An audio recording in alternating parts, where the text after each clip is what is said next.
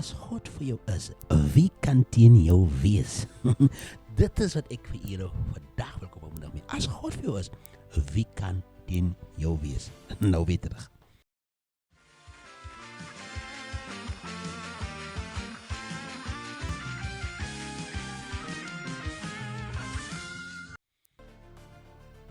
Ons praat vandag oor dit, ja.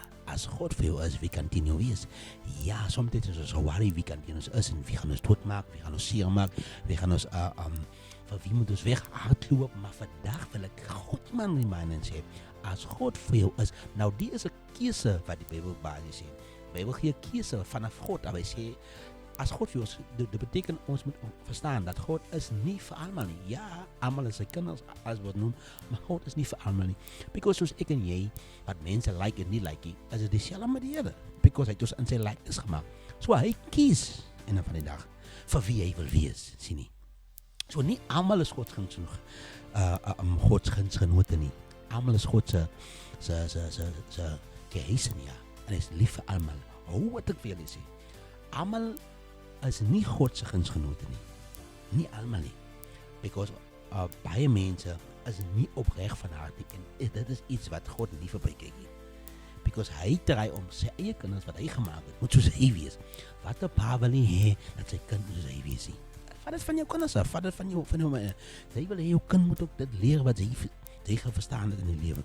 Hy wil ook hê jou kind moet dit sien. Hy wil hê jou kind moet dit sien. Dit is dieselfde met die Here. Hy wil hê dat ons moet heilig wees. Hy wil hê ons moet kom waar ons moet kom. Hy wil vir ons saam hom hê.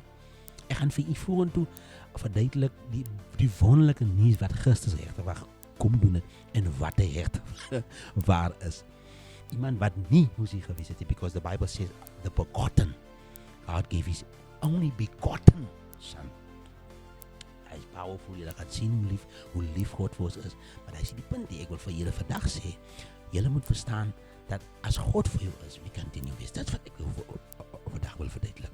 So, al gaan hulle teen jou wees, alles daar, dinge teen jou, al is die strijd teen jou, as die probleme teen jou, al face die challenges, as God besluit dat hy ding gaan nie jou onderkry nie, dan gaan het vir jou wees, dan gaan hy vir jou victory gee. Dit is een voorbeeld van as God vir jou is, niks kan teen jou wees nie. Sien nie, niks nie. Ek wil nie mense van mense nie, because ek wil nie mense teen mekaar opmaak nie, because dis nie waarvoor ek is nie. Ek try om vir jou te sê.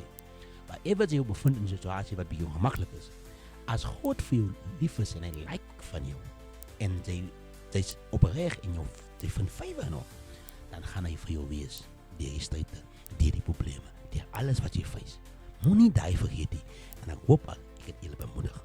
Sê het met iemand, like, comment, en deel die goeie nuus van ons Christus. Ek sien vir jy next time. Onthou, as God vir jou is, niemand kan teen jou wees nie. Bye bye.